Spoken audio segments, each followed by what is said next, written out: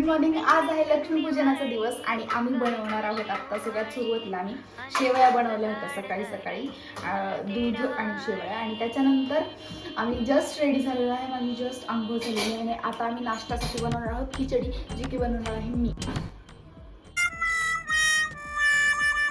तांदूळ डाळ काहीतरी दे.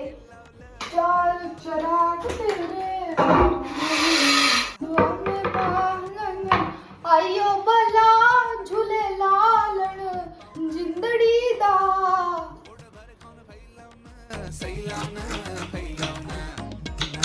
त्याच्यात काय बदल केला असं बऱ्याच गोष्टी बदल.